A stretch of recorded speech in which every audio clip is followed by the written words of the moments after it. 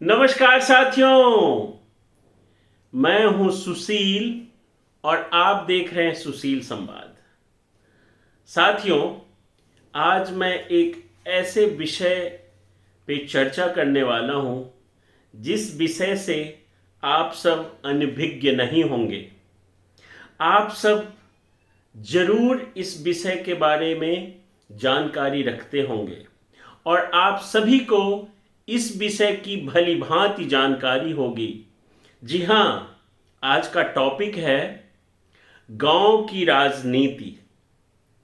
गांव सुनते ही अक्सर हमारे आपके जहन में, हमारे आपके मस्तिष्क में एक सुंदर सा लहलहाता खेत खलिहान, सुंदर वातावरण, हरा भरा वातावरण, हरे भरे पेड़ पौधे, आम के बगीचे, खेत खलिहान, ये दृश्य आपके मन में करौंध देता होगा।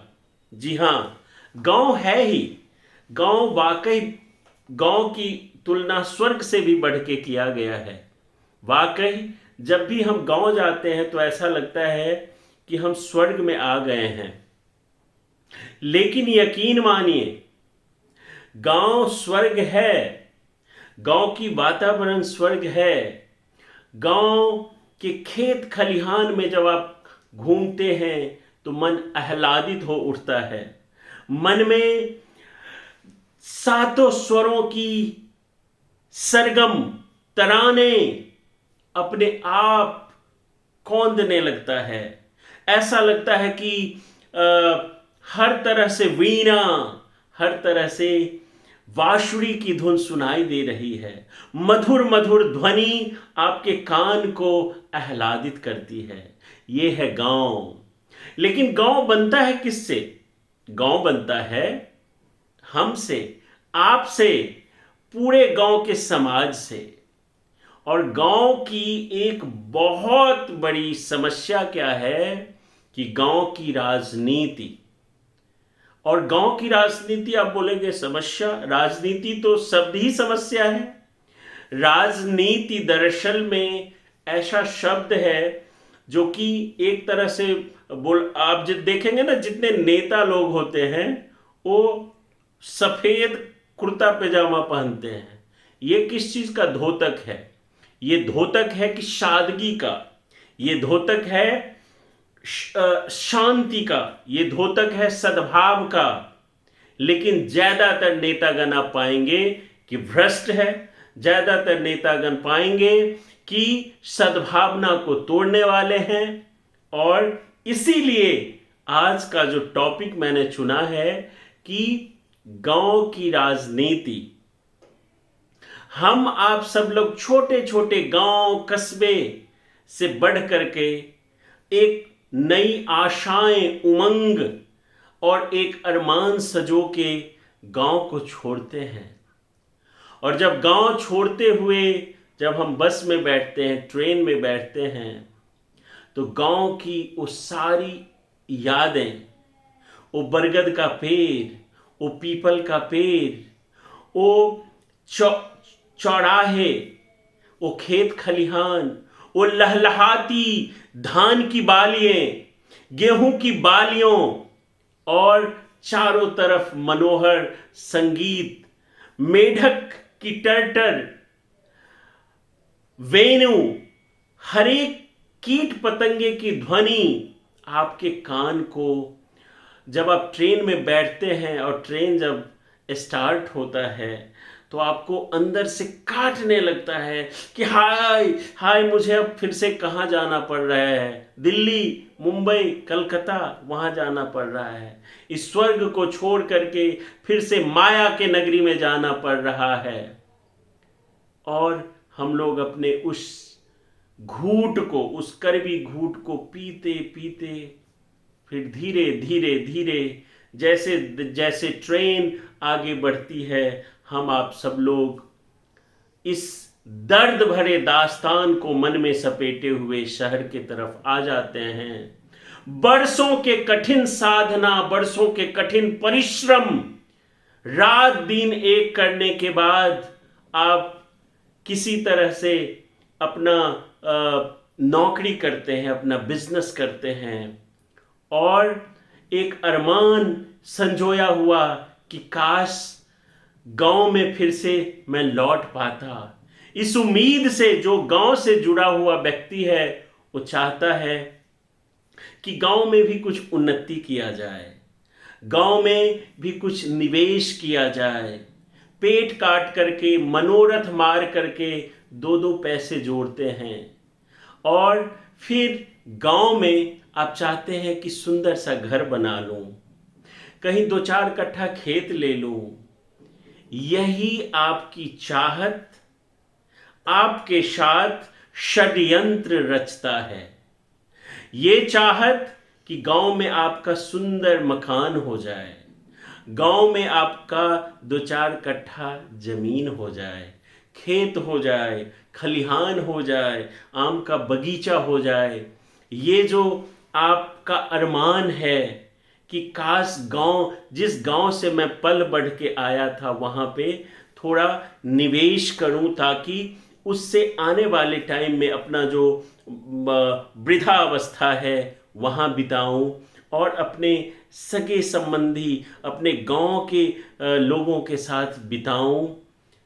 ये अरमान आपको गांव की षड्यंत्रकारी राजनीति के मुहाने के सिर पे आके खड़ा कर देता है और वहां से आपके तरफ आप जैसे जैसे प्रोग्रेस करते हैं, जैसे जैसे आप कामयाबी के शिखर पर पहुंचते हैं, वैसे वैसे आपके आस पड़ोस के लोग आपसे जलन होने लगते हैं। उनको बहुत जलन होने लगता है। हाय राम, ये ऐसे इतना सुंदर कपड़ा कैसे पहन रहा है। जलन किस बात की? इतना सुंदर कपड़ा कैसे पहन रहा है। अरे इतना सुंदर व्यंजन कैसे खा रहा है, इतना सुंदर घर कैसे बना लिया, इतने सुंदर गाड़ी पे कैसे चल रहे हैं। ये है गांव की कुरीति, गांव की षड्यंत्रकारी राजनीति। और इस कुरीति, इस षड्यंत्रकारी राजनीति का आप धीरे धीरे धीरे धीरे शिकार हो जाते हैं। क्यों? क्योंकि आपका जड़ गांव से जुड़ा हुआ है, आपका लगाव गांव से है। आप उस चीज को छोड़ नहीं पाते। आप चाहते तो शहर में भी अच्छे से पूरा जीवन जिंदगी जी पाते, लेकिन चूंकि आपका बाल्यकाल, आपका बचपन गांव में गुजरा है, आप गांव में खेले कूदे हैं, गांव के गली गली में आप साइकिल से भटके हैं, आप गांव के गली गली में चंदा मांग करके सरस्वती पूजा किया है, गणतंत्र दिवस मनाया है, स्वतंत्रता दिवस मनाया है, गांव में नाटक खेला है आपने। आपकी यादाश्त गांव से जुड़ी हुई है और आप चाहते हैं कि गांव में ज़्यादा से ज़्यादा सांस लिया जाए, गांव में ज़्यादा से ज़्यादा समय बिताया जाए। लेकिन हाय राम, आपके दुख का कारण ये बनता है। तो गांव की ये परिदृश्य है। गांव में आपको बहुत अच्छा चीज मिलेगा तो आपको बहुत बुरा चीज भी मिलेगा, बहुत कड़वा अनुभव भी रहेगा। एक गाना है हमारे मैथिली में, उसका एक अंश सुनाता हूं। एक पति और पत्नी शहर में रहते हैं। बरसों बाद पत्नी अपने पति को कहती है कि पतिदेव, अब मुझे गांव की याद आ रही है, चलिए हम गांव में चल के बस जाते हैं। पति खूब समझाती है कि श्रीमती, गांव अब वो गांव नहीं रहा। गांव में बहुत ज़्यादा तनाव है। अगर तुम सुंदर साड़ी पहनोगी, तुम सुंदर खाना खाओगी, उससे तुम्हारे पड़ोसी, हमारे पड़ोसी को बहुत जलन होगा। फिर भी लाख मना करने के बाद वो नारी अडिग हो जाती है और वो पति को कहती है कि गांव चलिए। तब पति क्या कहते हैं, हे सजनी सुनो सजनी, जब किया आपन गाम, जब किया आपन गाम। परदेस ही हम जिंदगी बितायब, परदेस ही हम जिंदगी बितायब। लेबने कहियो गामक नाम, हे सजनी सुनो सजनी, जब किया आपन गाम, जब किया आपन गाम। और क्या कहते हैं पति अपने पत्नी से, गामक जिंदगी निरस लगई छै, पैंच उधार आब केयो न दै छै। गामक जिंदगी निरस लगई छै, पैंच उधार आब केयो न दै छै।